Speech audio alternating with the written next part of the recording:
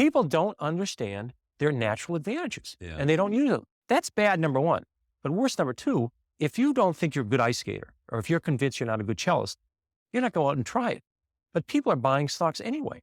Yeah. They're not discouraged. They just think it's a gamble. Yeah. We begin with Peter Lynch. Time magazine has called him America's #1 money manager. During the 13 years he headed the Fidelity Magellan Fund, it was a top-ranked general equity mutual fund. His new book, Beating the Street, offers advice on picking stocks and maximizing profits. And he's here to talk to us about a lot of things. Peter, welcome to the broadcast. You wrote a book called One Up on Wall Street. Right. And I think that's one of the best-selling books ever about Wall Street, if I'm not correct. And you can correct me. Right. And so why then did you write another book? Okay.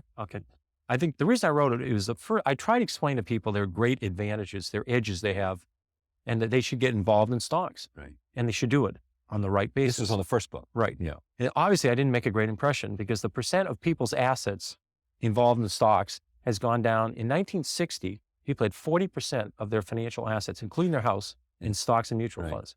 In 80, that was down to 25%. It's now down to 17%. And why do you think that is? Well, I think people in the decade of the 80s was the best decade this century for stocks.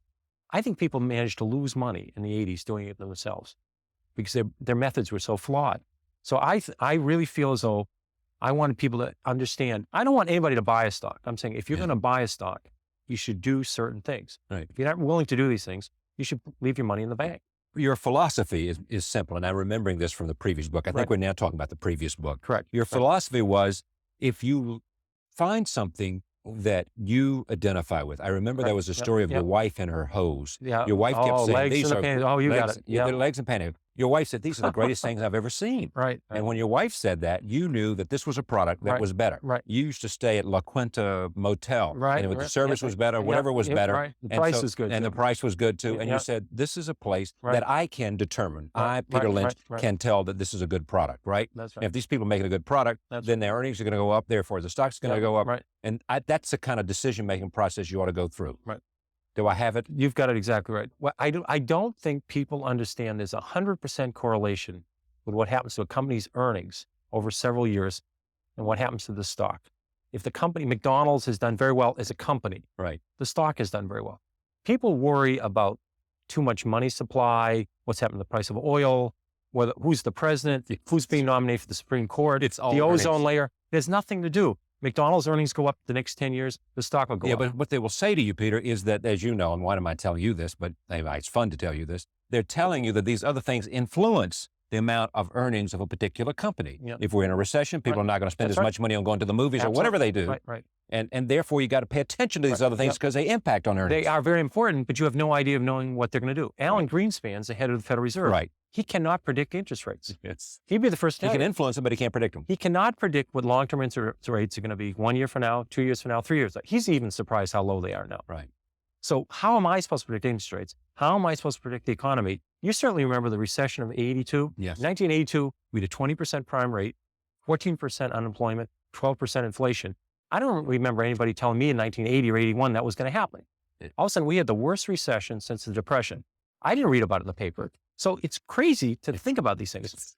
Here's a quote from you. I own Dunkin' Donuts. When you own Dunkin' Donuts, you don't have to worry about Korean imports. You don't have to worry about M2 or M3. These are money supply figures, aren't they? Yep. And what's happening to the money supply? This is the way you make money. If you don't understand what the company does, you should not be in it. If you could predict the stock market, you could predict the economy, you could predict interest rates. If you go buy the wrong stocks, you're going to lose half your money anyway. Right. I'm saying people have natural advantages. Yeah. Let's say what you do for a living is you're involved in the restaurant industry. Right. You supply paper products. You supply kitchen equipment. You help build restaurants. Right?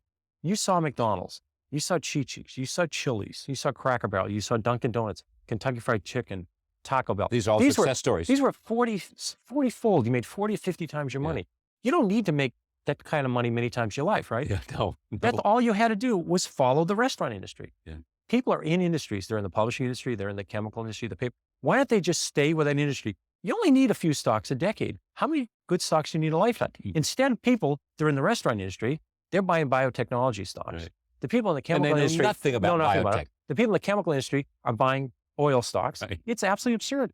People don't understand their natural advantages, and they don't use them. So that's bad, number one. But worse, number two, if you don't think you're a good ice skater, or if you're convinced you're not a good cellist, you're not going out and try it. But people are buying stocks anyway. Yeah. They're not discouraged. They just think it's a gamble. Yeah. So therefore they go forward and they bet on one stock for a week and a half and it goes up and they make $2 on it. Then they sell it and they buy something else. When 3 years is over, all they've done is generate a lot of commissions. They probably lost money. That's a mistake. So your advice is what? If you don't understand a company, if you can't explain it to a 10-year-old in 2 minutes or less, Yes. don't own it. Because when it goes down, let's say the stock goes down 2 points. You won't understand what's going on. What do you do? Do you buy more? Do you flip a coin? And chances are your broker doesn't either. He or she certainly doesn't know about it. I mean, who knows what all these things are with auto back planes and mega flops? Who knows what all this? So buy what you know. Buy in your industry, buy what you know, buy local companies. Yeah, so suppose you don't have an industry. I mean, you don't really. You buy local companies, companies in your own industry. 10 years after Walmart went public, 10 years after Walmart. 10 years after it went public, it's a 25-year-old company now. Right. You could have bought the stocks and made 50 times your money on it. 50 times. If you bought it 10 years after it was public already, it already gone up 5-fold. So you could have made 250-fold. But I'm saying, let's say you were in a town, they came into it, and they said, boy, these prices are great. They're doing terrific. I like the bargains. You checked it out. You spent a little bit of work on it. Yeah. I mean, people are very careful. When they buy a dishwasher, they do some research. They'll put $10,000 in some stock they hear on a bus. So if you did a little bit of research, you'd say, Walmart's only 10% of the country.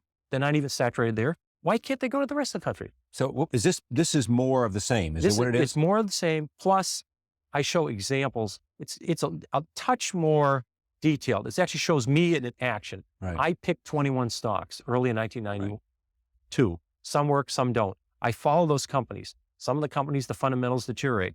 Some they improve. I watch those companies go through the year. I also explain the retail industry. I try and make it very simple. And I talk about a wonderful example. Is a 7th grade class. Yeah. The teacher of that read my book, and my first book that you were talking about. You and I did a show on that in Washington. Right. You remember that show? This is a long time ago. She read the book, and I said, if you made it through 5th grade math, you can do it in the stock market. She says, okay. She started teaching it in 7th grade, 7th grade class. These kids had to study companies. They had to look at their balance sheets to see if they're solvent. Yeah. They picked stocks. These stocks were up 69% over 2 years when the market was up only 20. They picked stocks like Limited. They picked the Gap. They picked Walt. They understood these companies. They also picked IBM. I lost money on that too. Yeah. I mean, everybody makes mistakes. Everybody did, yeah. But I'm saying this was a school, St. Agnes' School in Arlington, Mass. But in addition, in the decade of the 80s, there's 8,000 investment clubs. These are amateur sort of average people just investing. These investment clubs, 62% of them, of these clubs, beat the market. In the decade of the 80s, only 25% of professionals beat the market. Right. Let me go back to one other subject. You're coming back to Fidelity, aren't you? Aren't you going to do something? Well, when I finish this book, I've been working about 1 or 2 days a week the last year and a half on this book. Right. Now I'm done with the book. I'm going to go back to maybe 1 day a week, working with the younger analysts, just listening to them, talking to them. I'm not telling them to buy Xerox, so you're not to sell Xerox. your old lifestyle. Not totally. I'm not going to run another fund. 13 years is plenty of running a fund. I'm just going to work with younger analysts. Let them ask questions. I'll ask them questions. It's going to be a lot of fun. Now, do you manage any money for anybody other than yourself? No, I manage money with other people for some charities. Right. But no, I don't manage anybody's accounts. You're not doing some mutual fund, some pension zero. fund, some nothing. I'm out. Went cold fund. Turkey. No. All right. Cold turkey, did you? Cold turkey. Now, are you happy you did this? I'm obviously delighted. It's great. And you like your new life? Oh, it's fabulous. Right. Yeah. 4 or 5 years ago, you just said, and I'm managing all this money. I'm going to quit. Yep, that's right. And you went to do what? Well, actually, I wanted to spend more time with my wife and my children. Right. And it was an interesting situation because I loved my job. I adored my job. Right. And I liked outside activities. And when I was young, I wasn't involved in charity work until I was 30. Yeah. No activities. Younger children, you just read them a book and good night moon and they fall asleep, but it's all over. When they get older, there's more time involved. So I enjoyed the family.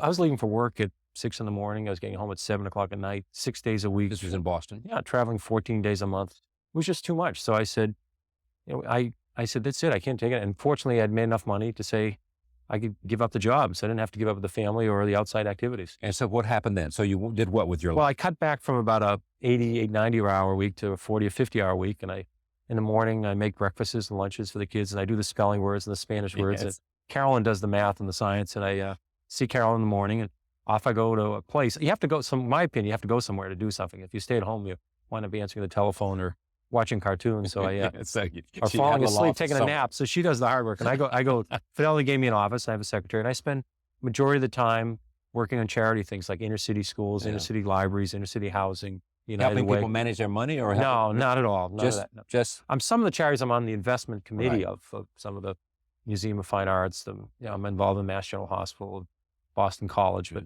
United Way. But all the extra things I added to were real hands-on, actually being involved in charitable activities.